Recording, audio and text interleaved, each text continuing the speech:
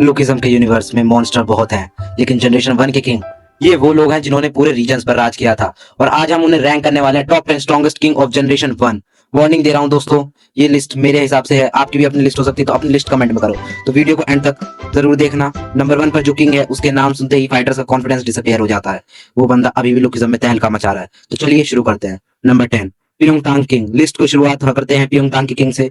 Week बिल्कुल नहीं है, लेकिन बाकी किंग्स के कंपैरिजन में उसके फीट्स उतने क्रेजी नहीं थे। फिर भी एक रीजन को कंट्रोल करना मजाक नहीं होता। तो उसके आगे बढ़ते हैं नंबर 9 सियोंग नाम के किंग पे। सियोंग नाम के किंग की फिजिकल स्ट्रेंथ काफी इंप्रेसिव थी। ये बंदा पूरे एग्रेशन के साथ फाइट करता है और नॉर्मल फाइटर्स के लिए तो ये ऑलरेडी एक नाइटमेयर था। नंबर 8 सुवॉन का किंग। सुवॉन किंग को अंडरस्टिमेट करना सभी से बड़ी मिस्टेक होगी। एक्सपीरियंस और कॉम्बैट स्किल में ये जनरेशन 1 के डेंजरस फाइटर्स में शामिल किया गया है। नंबर 7 डैगो का किंग। डैगो किंग का और ही अलग लेवल का था। पावरफुल और प्रेजेंस दोनों ही टॉप टियर लेवल की थी और ऐसी वजह से ये इजीली टॉप 10 में अपनी जगह बना ही लेता है। फिर अब यहाँ से हम आते हैं जो टॉप 6 के कंटेंडर हैं। ये होने वाले हैं जिनको हम सब बहुत ज्यादा जानते भी हैं। नंबर 6 इंचियोन का किंग। ये बंदा सिर्फ स्ट्रॉन्ग नहीं, स्मार्ट भी था।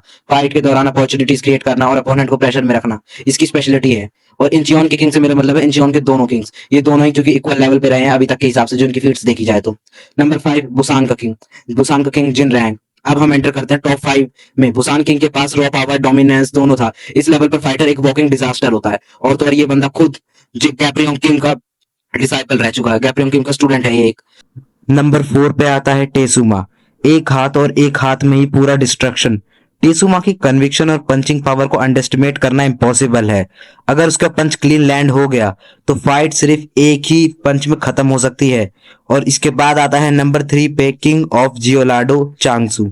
चांगसू को हमने अभी करंटली उसके इतनी ज्यादा फीट्स नहीं देखे, पर जितने भी फीट्स देखे हैं वो सभी पूरी तरीके से अच्छे हैं, ये पता करने के लिए कि वो एक बहुत ही पावरफुल कैरेक्टर है। तो अनडिस्ट्रीब्यूटेड रूलर है जियोलाडो का, और जियोलाडो के बारे में बहुत सारी स्टेटमेंट है कि वहां के फाइटर्स अलग ही लेवल पे होते हैं।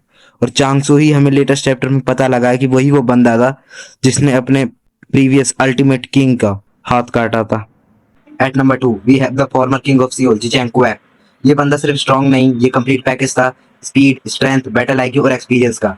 जिचेंग हर फाइट को दिमाग से जीतता था। उसकी स्ट्रेटेजी और टाइमिंग अपोनेंट्स को रिएक्ट करने का मौका नहीं देती। उसके काम एटीट्यूड का उसका सबसे बड़ा वेपन था। जबकि सभी फाइटर्स गुस्से में गलती से कोई ना कोई गलतियां जरूर करते हैं, जिचेंग उसी मोमेंट उन्हें फिनिश कर देता है। इसीलिए आज बहुत फैंस उसे जनरेशन 1 का ग्रेटेस्ट किंग मानते हैं। लेकिन एक ऐसा मॉन्स्टर था जिसके सामने किंग भी छोटा पड़ गया। मैं बात कर रहा हूँ the current king of Seoul की, किटे किम। और नंबर 1 पर आता है Kitae Kim. Yes, king of Seoul, Gapryong king का बेटा और जनरेशन 1 का सबसे टेरिफाइंग किंग। किटे की प्रेजेंस ही बैटलफील्ड का एटमॉस्फेयर बदल देती है। उसके अटैक्स में सिर्फ पावर नहीं, पूरी ब्रूटलिटी होती है। ये बंदा अपोनेंट्स को हराना नहीं जानता, उन्हें तोड़ देना जानता है।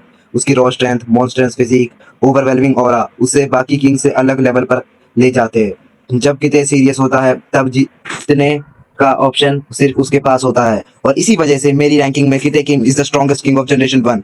अब तुम बताओ, क्या जिचेंको एक नंबर 1 डिजर्व करता है या किटे किंग? असली किंग कौन है? कमेंट सेक्शन में आप अपना ओपिनियन ड्रॉप करो और ऐसे ही लुकिज्म रैंकिंग के लिए चैनल को सब्सक्राइब करना मत भूलना।